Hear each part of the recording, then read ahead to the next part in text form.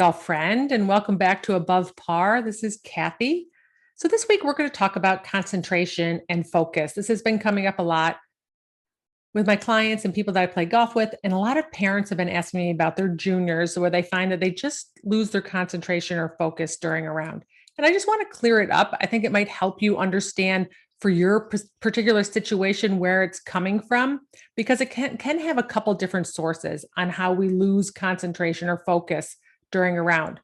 Now, it's important to note that you do not need to concentrate or focus for 4+ hours of 18 holes, right? Your brain isn't really needed that much. You want to focus and concentrate over a shot at hand. In between shots, give your brain a rest.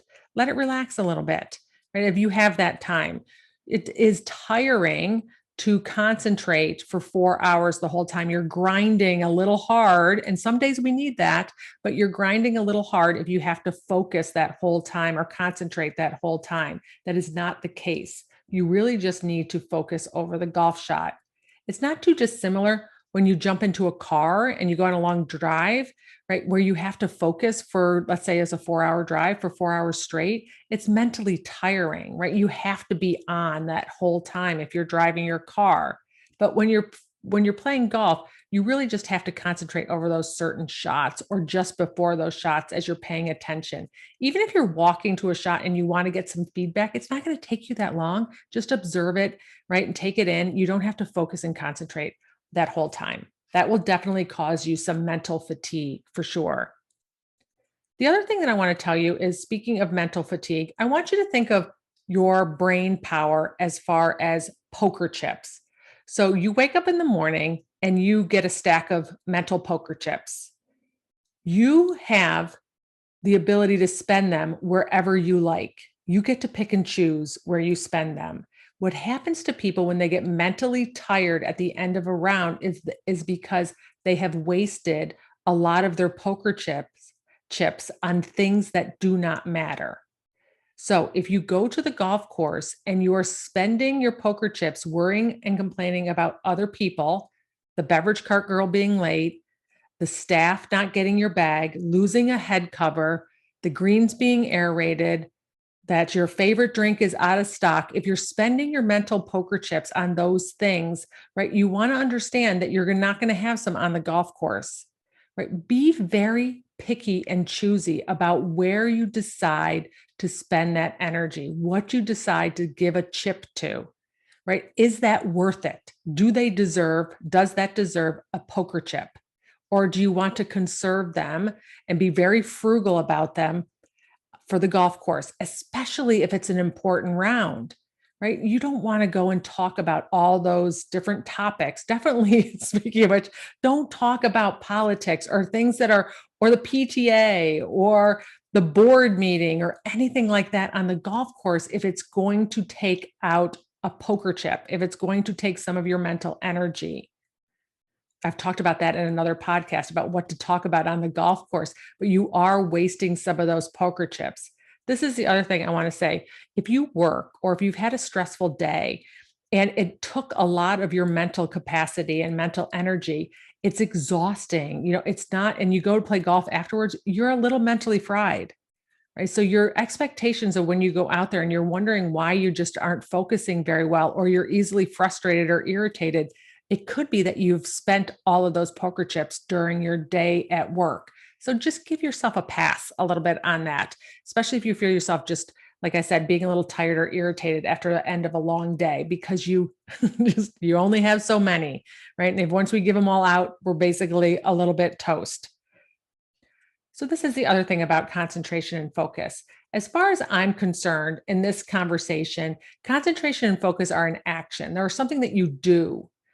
So if you remember the formula STEAR from an earlier podcast, a couple earlier podcasts, as I talked about it, that explain how we get our results in golf. Your actions drive your results. Concentrating is an action that is going to produce pretty good results for us, or whatever our talent is at this given moment in time. That concentration comes from the E, which is an emotion that's above it, right? STEAR. So that E is an emotion or a feeling. When we are anxious, we do not focus. right? When we're angry, we usually don't focus or frustrated, right? We're usually doing other things over the golf ball or between golf shots, right? If you're frustrated and you're over the golf ball, you might swing faster or harder or shorter. Focus does not go in that line, that A line. We just don't concentrate and focus from those states. And this is why, if you find yourself over those shots and you're like, going, I just couldn't concentrate over these shots, and you're noticing a lot of negative energy over that shot or negative emotions or thoughts over that shot, you can't do both at the same time, right? Because that negative energy or those negative thoughts are coming from the back of your brain, your primal brain, especially the worry and the anxiety and the stress. And when you're back there over a golf shot, you do not have access to the part of your brain that concentrates and focuses. It shuts it off, right? I'm going to say this in very simple terms. It's kind of like a gate closes. So you want to be aware if you're hitting golf shots when you are stressed or worried. That's why I've focused in other podcasts about telling you that the best way that you perform is when you are calm, certain, or confident. If you can get in one of those emotions, then you have access to the front of your brain where you can make decisions, where you can focus, where you can concentrate, where you're rational, where all the good stuff, where your best swings are going to come from. The more that you find yourself anxious or stressed or worried or having some negative thoughts or all the chatter going on that you can't quiet your brain, or you're wrapped up in swing mechanics because you're worried about the result, you have too many swing thoughts going on, you do not have access. It shuts the door to the front of your brain and you do not have access to concentration or focus. So, in my opinion, concentration is available to you when you are in that state of being able to be calm or certain or focused or a synonym of those, whatever works for you, where you can feel that way over the golf ball. Okay, so how do you get there? Because of what you're thinking, what you're choosing to think. So most of that comes from what I call just having a mismanaged mind, right? We just haven't trained our brain to think on purpose so that we can feel on purpose, so that we can show up with our best swings. Right? The better you get at doing that, first starts with awareness always, but the better you get at doing that, then you're going to be able to get yourself back into being focused and concentrate, right? You're going to be able to get yourself back into that state. But most of us walk around the golf course and life with mismanaged minds. We are at the effect of things that happen to us. We don't know that we can deliberately think and intentionally create things on the golf course and off the golf course, right? We're at the effect of our situations. So we become a little mismanaged. So if you are out there playing golf and you hit a ball in the water, right, and now you're all ticked off and stressed out, then you're not going to have that ability to get yourself back to where you need to be to hit your next best shot, because you are at the effect of that water. Ball went in the water, now you're ticked off, right? I'm a ticked off person with a ball in the water. I don't know how to concentrate, right? Yes, you can't, right? Because you're stuck in the back of your brain, right? You don't know that you have control over that. You don't know that thoughts are optional and feelings are in your control, that you're in charge of everything, that you're responsible for how you feel at any given moment in time, not the water, not the ball in the water, not that swing, right? So when you can take back that control and that power, you're going to be able to turn that off and focus much better. The other thing is you just haven't trained your brain to focus. How many of us just spend the time to just turn focusing on and concentrate on something specifically on purpose? Not when we have to. Like, if you ever noticed yourself just losing concentration, can you bring yourself deliberately back to focusing? I'll show you, I'll give you a little exercise to try it right now. I want you to just, with your eyes open, whatever you're doing, you just focus on an object. It can be a tree, it can be something, a piece of paper that's in front of you, it could be your phone. And I want you to focus on it so intensely that you notice all of the details, all the coloring, all the indentations, all the features of it, whether it's moving or not moving. Really pay attention to every single piece of whatever you're looking at. Now, your brain is going to go off and go in another direction and then just redirect it back. Focus on, I think trees are very good to focus on, especially when you're on the golf course. Go on the golf course and just look at a tree, but look at a tree with all the details. You're making your brain focus at that moment. Then you're going to notice how it goes back to just some chatter about this is stupid. I don't know why I'm doing this. My ball's over there. I don't want to do that. Whatever your brain's going to do to you, bring it back, focus back on the tree, focus on the leaves and the bark and the movement, the size of it, the texture, all of it. Your brain's going to go off and you want to redirect it back. Do it for 30 seconds and do it like 4 or 5 times throughout the day. The more that you train your brain to start focusing on purpose like that and noticing the details and notice how it wants to go off focus, right, into something else and it wanders off, you're just going to redirect it back. And the better you get at doing this, and you can use all of your senses to do this. One of the things that you can also do on the golf course is just hold a golf ball in your hand and feel all the dimples. Feel it slowly enough that you can feel all the dimples. That really helps you get out of the back of your brain up into the front of your brain so you can start focusing and concentrating.